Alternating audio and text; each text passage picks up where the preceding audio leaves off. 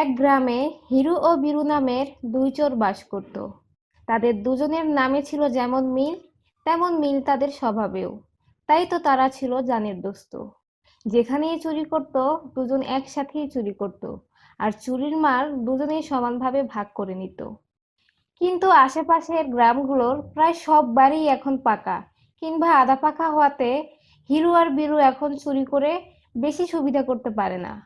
এদিকে আবার ধরা পড়লে তো মার খাবার ভয় আছেই। এমনই এক সময় একদিন দুজনে বের হলো চুরি করা যায় এমন বাড়ি খুঁজে বের করতে। অনেক খোঁজাখুঁজির পর এক গরিব চাষির একটি কাঁচা বাড়ি খুঁজে পেল দুজনে। বীরু তখন হিরুকে বলল, ভাই বীরু, অনেক খোঁজা হয়েছে, সব বাড়ি তো পাকা, এবারকার মতো এ বাড়িতেই কাম সারতে হবো। তুই ঠিকই কইছস, এর থেকে ভালো জায়গা এখন আর পাওন যায় না। তারপর রাতে দুই বন্ধু আসলো গরিব চাষির বাড়ি চুরি করতে।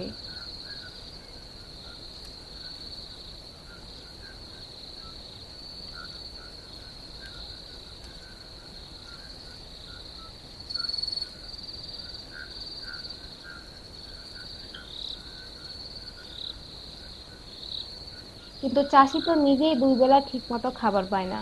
তার বাড়িতে চুরি করার মতো মাটির কয়েকটি হাঁড়ি পাতিল ছাড়া আর তেমন কিছুই পাওয়া গেল না। অবশেষে যখন দুই চোর খালি হাতে ফিরে আসবে, তখন হঠাৎ হিরু ঘরের এক কোণে একটি ঝুড়ি দেখতে পেল। ঝুড়িতে একটি মুরগি কতগুলো ডিমে তা দিচ্ছিল। সে ঝুড়িটা বীরুকে দেখালো। বীরু সাথে সাথে গিয়ে তার মাথার গামছা খুলে তা দিয়ে ঝুড়িসহ মুরগি আর ডিমকে ঢেকে দিল। তারপর দুজনে সেই মুরগি আর ডিম নিয়েই চাষির বাড়ি থেকে বের হয়ে এলো।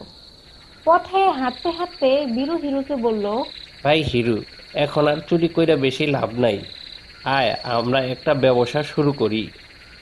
কি ব্যবসা করবি, আর টাকাই বা কই পাইবি?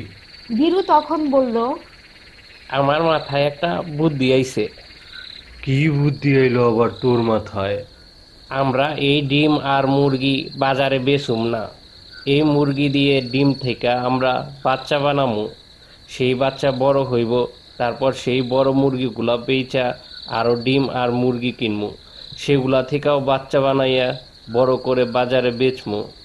বুদ্ধিটা হিরুর বেশ পছন্দ হলো।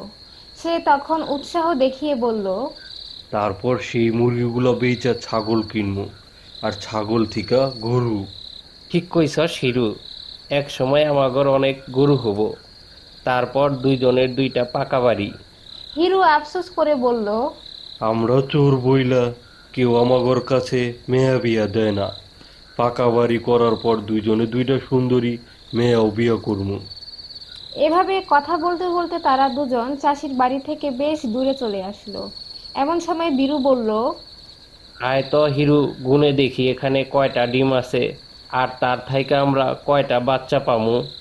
ঠিক কইছস, হাঁটতে হাঁটতে হাঁপায়া গেছি।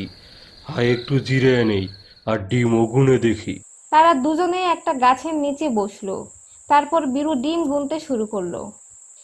1, 2, 3, 4, 5, 6, 7, 8, 9, 10, 11, 12, 13।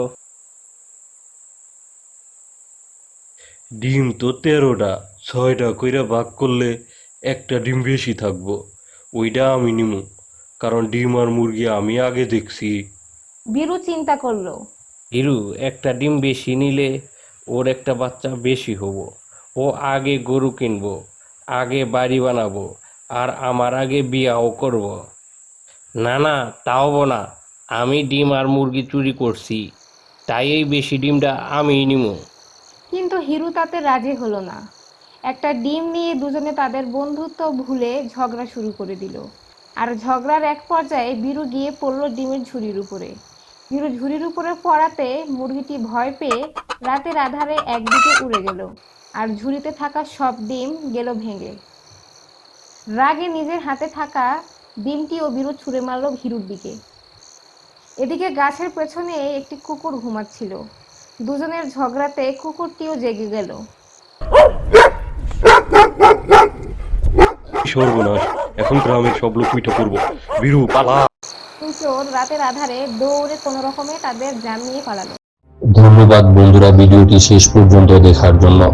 ভিডিওটি ভালো লেগে থাকলে লাইক, কমেন্ট ও শেয়ার করতে ভুলো না।